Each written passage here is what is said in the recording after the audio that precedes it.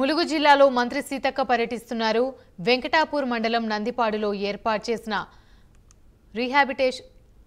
Rehabilitation development ప్రోగ్రాంను మంత్రి సీతక్క ప్రారంభించారు. ఆ తర్వాత మేడారంలోని ఐటీడీఏ అతిథి గృహంలో అధికారులతో కలిసి సమీక్ష సమావేశం నిర్వహించారు. గిరిజనుల అభివృద్ధి కోసం ప్రభుత్వం అనేక సంక్షేమ పథకాలను ప్రవేశపెడుతుందని మంత్రి సీతక్క తెలిపారు.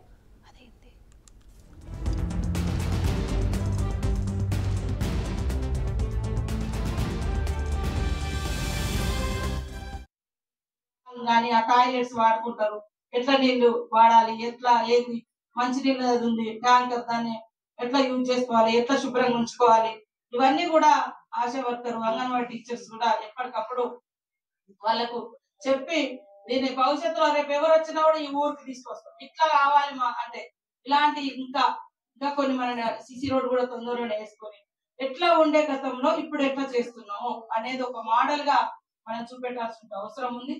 అట్లనే అన్ని ఊర్లలో కూడా కనీస అవసరాలు తీర్చుకోవాల్సిన అవసరం ఉంది. కాబట్టి తప్పకుండా ఇది ఒక మంచి కార్యక్రమం అని తెలియజేస్తూ నిర్మాణ సంస్థ ద్వారా, ఆడమ సంస్థ ద్వారా ఇంకా మేము ఎక్కువ కోరుకుంటా ఉన్నాం. ఇంకా కొన్ని విలేజ్లు మరి అడాప్షన్ చేసుకొని మాకు సహకారం అందించాలని